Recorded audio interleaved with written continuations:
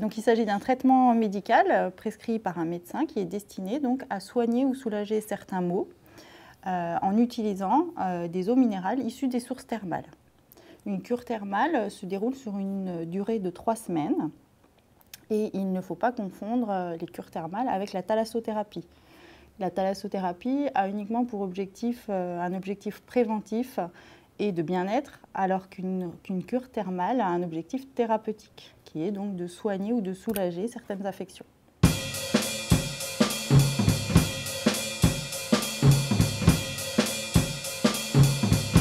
Alors, toute personne peut aller en cure thermale. Néanmoins, pour que la cure thermale puisse être prise en charge par l'assurance maladie, il est nécessaire qu'elle soit prescrite médicalement, c'est-à-dire qu'il y ait une justification médicale. L'assuré se rend donc chez son médecin et puis établit un questionnaire de prise en charge. Donc il y a 2 volets. Le premier volet est rempli par le médecin, donc lui seul décide de l'établissement thermal et des orientations thérapeutiques. Et en deuxième volet, il y a tout ce qui touche l'administratif, si je puis dire. Ce sont les ressources que doit indiquer l'assuré social pour éventuellement prétendre aux frais de déplacement et d'hébergement. Donc les soins médicaux sont directement pris en charge par la Caisse primaire d'assurance maladie.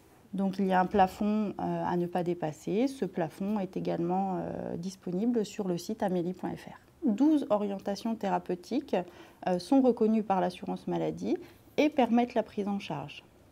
Par exemple, vous avez la dermatologie, la rhumatologie, les maladies cardio-artérielles ou encore les troubles du développement chez l'enfant. La cure doit être impérativement réalisée dans un établissement thermal agréé et cette liste d'établissements thermal agréés, vous pouvez la retrouver sur notre site amélie.fr par le biais de l'annuaire santé. Donc un assuré peut prétendre à une prise en charge de cure thermale à hauteur d'une cure thermale par an par affection concernée.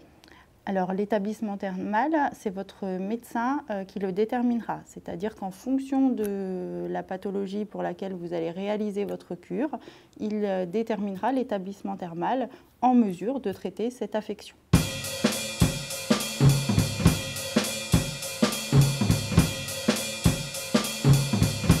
Alors la cure thermale donc, est prise en charge en partie par l'assurance maladie et également par votre mutuelle. Dans certains cas, la prise en charge peut être intégralement réalisée par l'assurance maladie.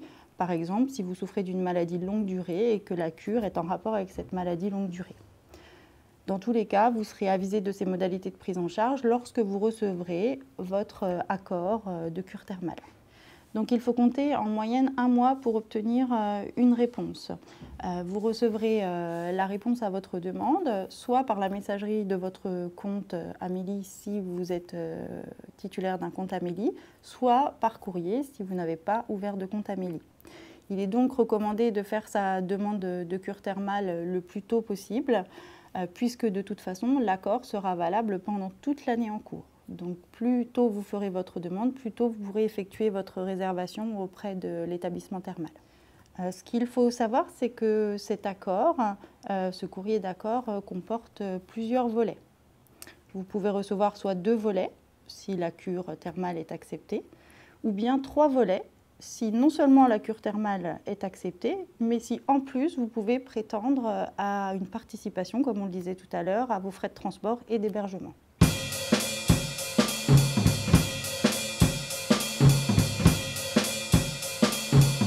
Alors, lorsque vous arriverez pour réaliser votre cure, il vous suffit de présenter déjà à l'établissement thermal les 2 premiers volets de votre prise en charge.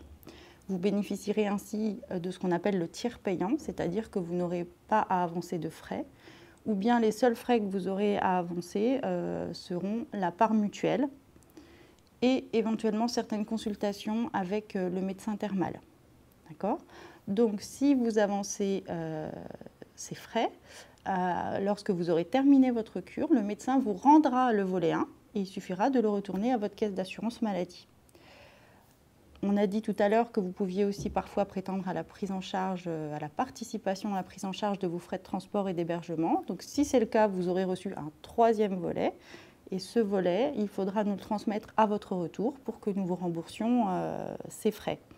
Sachez qu'une fois les remboursements effectués, tous les éléments seront transmis à votre mutuelle si elle doit également intervenir. Vous pouvez aussi suivre ces paiements, ces remboursements directement depuis votre compte Amélie.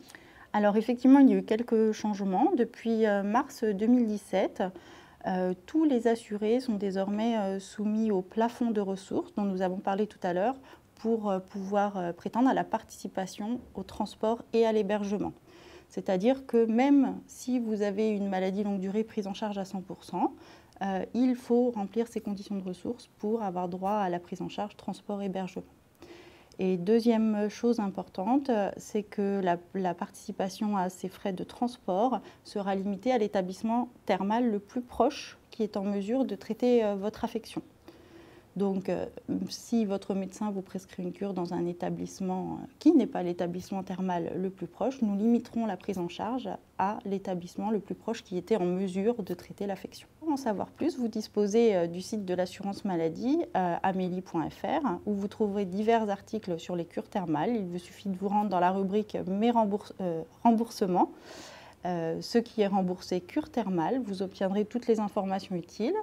Vous avez également sur ce site Amélie un mémo qui vous explique comment bien remplir l'imprimé de demande de cure que vous aurez obtenu par votre médecin, parce qu'il est très important de bien le compléter, sinon ça retarde la prise en charge.